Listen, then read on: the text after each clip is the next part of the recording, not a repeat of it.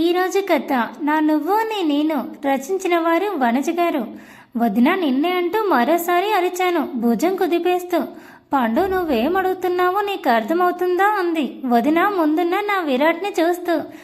బాగా వదిన, విరాట్కి చీర కట్టడం అంత బాగా ఎలా వచ్చు? ఎవరైనా గర్ల్ ఫ్రెండ్స్ ఉన్నారా అని అడిగా అన్నాను నా చున్నీని వేలితో తిప్పుకుంటూ. అప్పటి వరకు నేనేదో అడగకూడదు అడిగినట్టు ఆశ్చర్యంగా చూసిన వదిన ఒక్కసారిగా భల్లున నవ్వేసింది. ఈసారి షాక్ అవ్వడం నా వంతు అయింది. వదిన నవ్వు చూసి, ఏమైంది వదిన, ఎందుకు నవ్వుతున్నావని సాత్వి వదినని అడిగితే, పండు ఇంత స్టూపిడ్ క్వశ్చన్ నీ మైండ్లోకి ఎలా వచ్చింది చెప్పు అంటే, అది చూస్తున్న నేను నవ్వకు వదిన చెప్పు అంటే పండు ఒక విషయం థింక్ చేయి. మా అన్నయ్య తనంతట తాను నీ దగ్గరికి వస్తేనే మాట్లాడేదానివి, లేదంటే ఏ రోజైనా మాట్లాడావా సాహసం చేసి? పోనీ ఇప్పుడు ఎంత క్లోజ్గా ఇలా ఎందుకున్నావు? మా ఫ్యామిలీ తెలుసు కాబట్టి. ఒక 2-3 డేస్ విరాట్ని అబ్జర్వ్ చేసి మాట్లాడిన నువ్వే మాట్లాడడానికి అంత భయపడుతున్నావు. కోర్స్ ఇప్పుడు కూడా కొన్ని అడగడానికి కొంచెం ఆలోచిస్తావనుకో. అలాంటిది కాలేజ్ గర్ల్స్ వచ్చి విరాట్ అన్నయ్యకి ప్రపోజ్ చేసి బతుకుతారనుకుంటున్నావా? అసలు నీకొక విషయం తెలుసా? అన్నయ్యని చూస్తేనే అమ్మాయిలు 1/2 కిలోమీటర్ పరిగెత్తేవారు తెలుసా? అలాంటిది అన్నయ్యకి గర్ల్ ఫ్రెండ్స్ ఉన్నారని అడుగుతావా అంది. ఆ నవ్వుకు ముందున్న విరాట్ కూడా వెనక్కి తిరిగి చూశాడు. ఏమైంది సాత్వి అని అడిగితే, అమ్మో చెప్తే ఇప్పుడు ఏసేస్తాడన్నట్టు వదిలిని చూశాను చెప్పకు అన్నట్టు. అదే అన్నయ్య మేం చూశానో నవ్వుతున్నాను అని కవర్ చేసింది. ప్రశాంత్ అన్నయ్యతో మాటల్లో పడిపోయాడు విరాట్ సరే అని. నేను మళ్ళీ వదినకి దగ్గరగా జరిగి కాలేజ్లో అంటే స్టడీస్ మీద ఇంట్రెస్ట్ రానివ్వలేదు, మరి ఆఫీస్లో బాస్, పైగా హ్యాండ్సమ్ బాస్, ఎవరు ట్రై చేయలేదా వదిన అని ఇంకో పిచ్చి ప్రశ్న అడిగాను. వదిన నాకు కాలేజ్లోనే అంత స్ట్రిక్ట్గా ఉన్నవాడు, ఆఫీస్లో 10 మందికి ఉద్యోగం ఇచ్చే స్టేజ్లో ఉన్నవాడు అలా ఎలా బిహేవ్ చేస్తాడు? లేదు, అన్నయ్యకి ఇంతవరకు ఈవెన్ గర్ల్స్ బెస్ట్ కూడా లేరు, ఏకైక బెస్ట్ ఫ్రెండ్ మా ఆయననే, ఇంకో 3 జస్ట్ ఏమంటే ఏమని అంతే అని చెప్పింది. అప్పుడు రిలీఫ్గా ఊపిరి పీల్చుకుంటూ, అయితే చీర కట్టడం ఎలా వచ్చింది అని. అయినా మనసు ఆగదు కదా, మనకు నోటి దురద, నాలిక దురద, ఒళ్ళంత దురద కాబట్టి మళ్ళీ సాత్వి వదినను కదిలించాను అన్నమాట. ఏంటి పండు అంది. మరి గర్ల్ ఫ్రెండ్స్ ఎవరు లేకపోతే మీ అన్నయ్యకి చీర కట్టడం ఎలా వచ్చింది అని అడిగాను చాలా ఇంటెలిజెంట్ ప్రశ్నలాగా. అయ్యో పిచ్చి పండు, గర్ల్ ఫ్రెండ్స్ ఉంటేనే చీర కట్టడం రావాలా లేకుంటే రావద్దా ఏముంది? యూట్యూబ్లో 2-3 సార్లు చూస్తే ఆటోమేటిక్గా అదే వస్తుంది అని చెప్పింది. ఓహో, అంటే యూట్యూబ్లో చూసి నేర్చుకుని నాకు కట్టాడా అని అనుకుంటూ అని లోపల అనుకున్నా కానీ బయటకి అనేసా. మరోసారి నా తల మీద వదిన మొట్టకాయకి బలైపోయింది. నువ్వు ఇలాంటి తింగరి పనులు చేస్తావని తెలిసి నీకోసం మా అన్నయ్య అన్నీ నేర్చుకున్నాడని చెప్పి నవ్వింది. నిజంగా మా విరాట్ బంగారంకి నేనంటే అంత ఇష్టం, అందుకే ఆయన నన్ను భరించేవాడు ఈ ప్రపంచంలో. మా రఘు తర్వాత విరాట్ ఒక్కడే అనుకుంటూ హాయిగా వదిన భుజం మీద పడి నిద్రపోయాను. ఎప్పుడు ఇల్లు వచ్చిందో కూడా తెలియనంతగా. కారు ఆగిన శబ్దానికి ముందుకి పడబోతూ ఏదో సాఫ్ట్ స్పాంజ్ స్మూతీ అడ్డం వచ్చినట్టు మెత్తగా తగులుతుంటే కళ్ళు తెరిచి చూశాను. విరాట్ చెయ్యి అడ్డుపెట్టి ఇల్లు వచ్చింది అని చెప్పి వెళ్ళిపోయాడు. ఇది మన కుటీరం కాదే అని చుట్టూ చూస్తుంటే అప్పుడు అర్థమైంది అది మా విరాట్ గారి ఇల్లు అని. ఓహో అవును కదా, మా ఇంటికి ఎందుకు తీసుకొస్తారు అనుకుంటూ సైలెంట్గా వెళ్ళి పెళ్లి కూతురు పెళ్లి కొడుకు వెనక్కి నిలుచున్నాను. అక్కడ కూడా మనదే పై చేయి కాబట్టి మనల్ని పిలిచారు హారతి ఇవ్వడానికి వదినకి అన్నయ్యకి. బంధువులు ఎవరూ లేనట్టున్నారు. అందరూ నెక్స్ట్ నా పెళ్ళికి త్వరగా వచ్చేద్దామని చెప్పి ఇప్పుడు త్వరగా వెళ్ళిపోయినట్టున్నారు. ఇంత హైప్ ఇస్తుంటే ఫ్రీగా వస్తుందని ఎందుకు వద్దనాలని అలా అని చెప్పి వెళ్ళి చక్కగా యామిని ఆంటీ చేతిలో ఉన్న హారతి పళ్ళం అందుకున్నాను.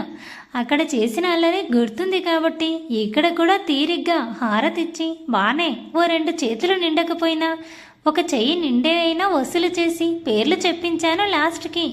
ఈసారి ప్రశాంత్ అన్నయ్య మొండి పట్టాడు నేను లోపలికి రాను అని. ఏమైంది అల్లుడు గారు, ఏమైంది అని అందరూ అడుగుతుంటే మీ ఇంటికి వచ్చాను, ఆ అల్లుడికి ఇదేనా స్వాగతం అని అలిగినట్టుగా ఫేస్ పెట్టాడు. అప్పుడు నాకు మాత్రమే కనపడిన సీన్ అన్నమాట. ఆ అన్నయ్య నడుము వదిన గిల్లటం. ఒక్కసారిగా గాల్లోకి లేచాడు ప్రశాంత్ అన్నయ్య. చూస్తే విరాట్ ఎత్తుకున్నాడు. మా విరాట్ నుంచి ఇలాంటి యాక్షన్ అస్సలు ఎక్స్పెక్ట్ చేయలేదబ్బా నేను. మా ప్రవరాఖ్యుడు నిజంగా స్మార్ట్. ప్రవరాఖ్యుడు ఆడపిల్లల దగ్గర రానివ్వకపోతే ఆ వర్డ్నే అంటారు. నాకు తెలుసు, మీరు అనుకున్నంత జ్ఞానం లేకపోయినా నాకు కూడా ఆవగింజలో హాఫ్ అంత బ్రెయిన్ ఉంది. కాకపోతే మోకాళ్ళలోనో అరికాళ్ళలోనో ఐడియా లేదు. తెలిసినప్పుడు చెప్తాలే. ఈసారి యామిని ఆంటీ నన్ను ముందుకు తోశారు. నేను సాత్వి వదిన ఎత్తుకు రావాలంట. సర్లే, ఏం చేద్దాం, వదిన కూడా మనలాగే కొంచెం బక్క పర్సనాలిటీ కాబట్టి ఎత్తుకున్నాను. ఇద్దరం ఎత్తుకొని గుమ్మం దాటి లోపలికి తీసుకొచ్చాం అనుకోండి, అది వేరే విషయం. సాత్వి వదిన నాకైతే గోల్డ్ ఇయర్ రింగ్స్ పెట్టింది. ఇంకా ప్రశాంత్ అన్నయ్య విరాట్కి గోల్డ్ బ్రేస్లెట్ గిఫ్ట్ చేశాడు. అంటే ఇవన్నీ ముందే ఉంటాయని తెలుసా? అందుకే వీళ్ళు అరేంజ్మెంట్స్ చేసుకున్నారా అనుకుంటూ. ఏమోలే, ఉంటాయి అనుకుంటా. మా ఇల్లు అయితే ఉన్నది 2 పిచ్చుక గదులు కాబట్టి ఒక రూమ్ మా సునీత రఘు వరకు, ఇంకా రూమ్లోకి నేను వెళ్ళిపోయేదాన్ని. ఇక్కడ 3 ఫ్లోర్లు, ఎందులో ఎవరున్నారో అర్థం కావట్లేదు. అందుకని హాల్ మధ్యలోనే నిలబడిపోయాను. అప్పుడు వచ్చిందండి కాబోయే అత్తగారైన విమల ఆంటీ. జర్నీ చేసి అలసిపోయి వచ్చాం, రెస్ట్ తీసుకోవాలి అంటే చెప్పి రెస్ట్ ఎక్కడ తీసుకోవాలనుకుంటూ అన్ని ఫ్లోర్ల వైపు ఒకసారి మెడ జిరాఫీ లాగైతే పైకి చూశాను. అన్ని రూమ్స్ మ్యాక్సిమం బయట ఒకలాగనే, లోపలికి వెళ్తేనే ఏదో తెలియదు. ఆంటీ అనేలోపు వెళ్ళు పండు అని చెప్పేసి ఆంటీ కిచెన్లోకి వెళ్ళిపోయింది. నేను కూడా ఒకసారి గాల్లోకి వెళ్ళిపోయినట్లు అనిపించింది. చూస్తే నా కాళ్ళు భూమికి ఒక 1 ఫీట్ ఎత్తులో ఉన్నాయి. నా నడుము విరాట్ చేతుల్లో బందీ అయిపోయింది. ఏంటి హాల్లో స్టాచ్యూ ఆఫ్ లిబర్టీ లాగా నిలబడ్డావంటే ఏ రూమ్కి వెళ్ళాలో తెలియక అంటుండగానే నన్ను ఎత్తుకొని పోయి 3rd ఫ్లోర్లో పడేసి ఈ రూమ్ యూజ్ చేసుకోమని చెప్పాడు. సునీత బ్యాగులో హ్యాండ్ ఓవర్ చేసుకుంటారని ధైర్యంతో ఫుల్ స్లీప్ వేసేసాను. ఆల్మోస్ట్ మధ్యాహ్నం పడుకున్నా. రాత్రి లేచా. కిందకి వెళ్ళేసరికి అందరూ వంటల్లో బిజీ. మా యంగ్ బ్యాచ్ కనబడలేదు, ఓన్లీ ఓల్డ్ బ్యాచ్ ఉన్నారు. వీళ్ళతో కూర్చుంటే నేను కూడా ఓల్డ్ అయిపోయిన వసుదా అయిపోతాననుకుంటూ వెనక్కి తిరిగి వెళ్తున్న టైంలో విమల ఆంటీ వచ్చి కొన్ని స్నాక్స్ జ్యూస్ ఇచ్చి వెళ్ళింది. మా ఆంటీకి నేనంటే ఎంత ప్రేమ నీకు, కుమ్మేయాలి అంటూ అలా మనసులో అనుకుంటాం, బయటికి మాత్రం తీసుకుంటామా ఏంటి? తీసుకోకూడదని చెప్పాలి. నేను కూడా అదే చెప్పినా. మధ్యాహ్నం కూడా తినకుండా పడుకున్నావు, తీసుకోవస్తుందా అని కాస్త గంభీరంగా ఇచ్చేసి వెళ్ళింది. సర్లే, ఆవిడ మమకారం మాత్రం చూపిస్తుంటే మనం ఎందుకు కారం చూపియాలని హాయిగా సోఫాలో అంకుల్స్తో ముచ్చట్లు పెట్టేశాను.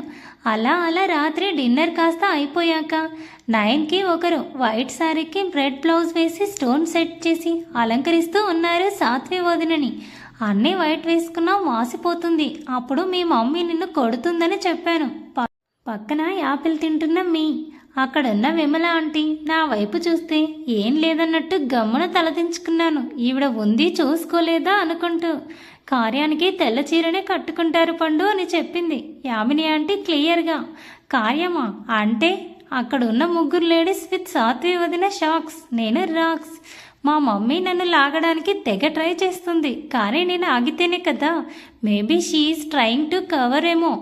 నేనే వినిపించుకోలేదేమో. నేను అక్కడే ఉంటే ఇంకేం చేస్తానో అని భయపడుతూ మా మమ్మీ నా చెయ్యి పట్టి లాక్కెళ్ళేలోపు యామిని ఆంటీ నన్ను పక్కకు లాక్కెళ్ళిపోయింది. ఆంటీ అంటూ అరిచినట్టుగా పిలిచాను. ఉష్, ఇంత అమాయకు పిల్లవేంటే నువ్వు? ఇలా అయితే ఎలా బతుకుతావే కోడలా నా కొడుకుతో అని ఆంటీ అంటుంటే నోరు కట్టేసుకుని అదే ఆంటీ కార్యం అంటే అని నేను గుసగుసగా అడుగుతుంటే పిచ్చి మొద్దు, కార్యం అంటే ఫస్ట్ నైట్ అని నా తల మీద మొట్టి వెళ్ళిపోయింది. ఓహో, ఆహా, కార్యం అంటే ఫస్ట్ నైటా అనుకుంటూ నాలో నేనే సిగ్గుపడుతూ నన్ను నేనే తిట్టుకుంటూ వింత ఎక్స్ప్రెషన్స్ ఇచ్చాను. అంతలో నా ముందు ప్రత్యక్షమైంది సాత్వి వదిన పాల గ్లాస్తో. పక్కనే వాళ్ళ మమ్మీ పిన్ని ధైర్యం చెప్తుంటే మా మమ్మీ సాత్వి వదిలని ఆట పట్టిస్తున్నట్టు అనిపించింది. నాకైతే నా దగ్గర వదిలిపెట్టారు. ఏం జరుగుతుందో అని వింతగా చూస్తుంటే పండు నువ్వు ఇక్కడ ఏం చేస్తున్నావని అడిగారు విమల ఆంటీ. ఆవిడ్ని చూస్తే లొడలొడ వాగే నా మౌత్ మ్యూట్ అవుతుంది కాబట్టి ఓన్లీ ఫేస్ ఎక్స్ప్రెషన్స్ మాత్రమే ఆవిడకి జవాబిస్తుందన్నమాట. సో ఊహు అని అడ్డదిడ్డంగా తలుపి రూమ్కి వెళ్ళి రెస్ట్ తీసుకో అని చెప్పి విమల ఆంటీ కాస్త ముందుకు వెళ్తుంటే ఫస్ట్ నైట్ అంటే కొంచెం కాకపోయినా కొంచెంలో కొంచెం సినిమాలు ఆ బయాలజీ లెసన్స్ ప్రభావం వల్ల తెలిసిన నేను వదిన దగ్గరికి జరిగి హ్యాపీ ఫస్ట్ నైట్ వదిన అని చెప్పి కాస్త దూరం వెళ్ళిపోయానన్నమాట. ఆ తర్వాత నేను చేసిన పనికి నాకే నవ్వొచ్చింది. ఇదేమైనా బర్త్డేనా మ్యారేజ్ డేనా విషెస్ చెప్పడానికి అని నాలో నేనే నవ్వుకుంటూ నాకు ఇచ్చిన రూమ్కి వెతుక్కుంటూ వెళ్ళాను. డ్రెస్ చేంజ్ చేసుకుందామని నైట్ డ్రెస్ అలా చేతిలోకి తీసుకున్నా. ఆ అమ్మ నా మీద దయ ఉంచి నైట్ డ్రెస్సెస్ తీసుకువచ్చింది కాబట్టి బతికిపోయా. అవి తీసుకొని వెళ్తుంటే అంతలో నా ఫోను ఏటో వెళ్ళిపోయింది మనసు, ఇలా ఒంటరయ్యింది వయస్సు అని మోగిస్తుంది. అంటే మనకి రింగ్ టోన్స్ మార్చడం ఒక పిచ్చన్నమాట. సో ఏ రోజుకి ఏ సాంగ్ మైండ్లో రిజిస్టర్ అయి ఉంటుందో ఆ సాంగ్ రింగ్ టోన్గా పెట్టేసుకుంటాను. నా ఫోన్ లిఫ్ట్ చేశాను. యాక్చువల్లీ అది అన్నోన్ నెంబర్, కానీ నాకు అన్నోన్ నెంబర్ నుంచి చేసేంత సాహసం ఎవరూ చేయరు. ఒకసారి అలాగే జరిగితే వద్దులే మీకు ఇంకా బోర్ కొడుతుంది ఒక్క ముక్కలో అంటే వాడికి పిచ్చెక్కించి వదిలిపెట్టానన్నమాట. ముందు ఈ ఫోన్ గోలో చూద్దామని లిఫ్ట్ చేశాను. క్యూటీ అని ఎంత కూల్ వాయిస్ వినపడిందో అటువైపు నుండి. దేవుడా, ఈ విరాట్కి ఏమైంది? పెళ్లిలో 2 సార్లు అంత కష్టపడి చీర కట్టుకుంటే క్యూట్ అని చెప్పిన పాపాన కూడా పోలేదు. ఇప్పుడేంటి ఇలా పిలుస్తున్నాడు అనుకుంటూ ఊహ విహారం చేస్తూ అద్దం ముందు నాలో నేనే డ్యాన్స్ వేసుకుంటున్నా. ఏమైంది, రిప్లై ఇవ్వడం తెలియదా అని వచ్చింది. అంతలోపు అటు నుండి స్వరం కాస్త గట్టిగా.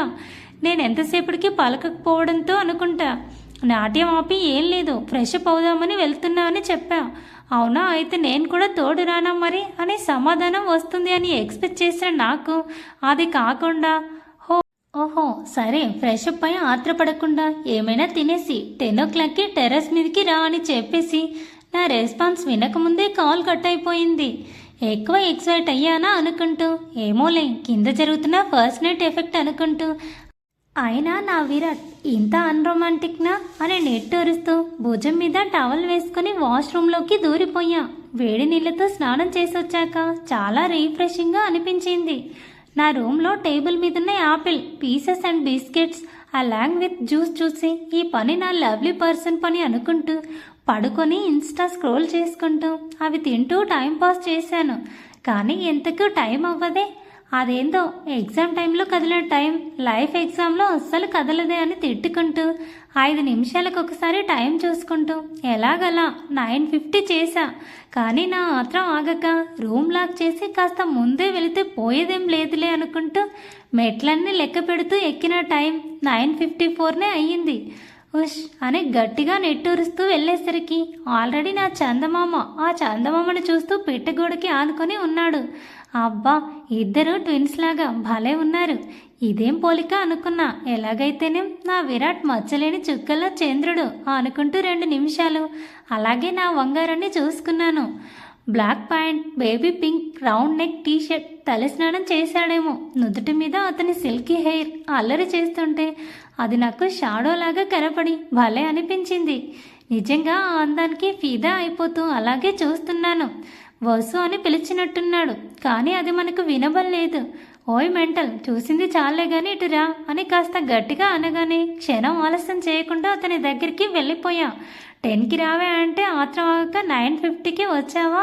నా బాయ్ ఫ్రెండ్ని చూడాలని పిచ్చి ఫాస్ట్గా వచ్చేసాలే అని నేను కూడా అన్నా కన్ను గీటుతూ. దానికి ఒక పక్క పెదవులు సాగదీసి ఇంకా దగ్గరికి రానట్టు ఒక చెయ్యి చాపాడు. వెళ్ళిపోయా. Baby pink combination night dress head bath చేసి ఆరక ప్లక్కర్ పెట్టిన నా నడుం వరకు ఉన్న జుట్టు నాకు ఆ చల్లని గాలితో దోస్తీ చేసి గిలిగింతలు పెడుతుంది. దానికి తోడు అతని స్పర్శ పరవశం నన్ను ఇంకా ఇంకా గుబులు రేపుతుంది. పక్కనున్న నన్ను ముందుకు తెచ్చుకొని పిట్టగోడకు అతనికి మధ్యలో నన్ను కట్టడి చేశాడు.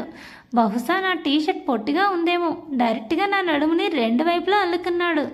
మల్ల తీగల వలె అతను నన్ను వెనుకగా కౌగిలించుకొని నిలబడి ఉంటే పిల్లగాలి మమ్మల్ని పలకరిస్తుంది. ఎదురుగా చూస్తే పూల కొమ్మల మీద అచ్చు మాలాంటి పక్షుల జంట కనబడి నా పెదవులు అందంగా విచ్చుకున్నాయి. కానీ అంతలోనే నా మెడ మీద తగిలిన 2 పెదవుల అద్దకానికి మత్తుగా కళ్ళు మూసుకుపోయి తెలియకుండానే నా నోట్లో నుండి వచ్చిందా పిలుపు, విరాట్ అని. Thanks for watching. Please subscribe my channel for more videos.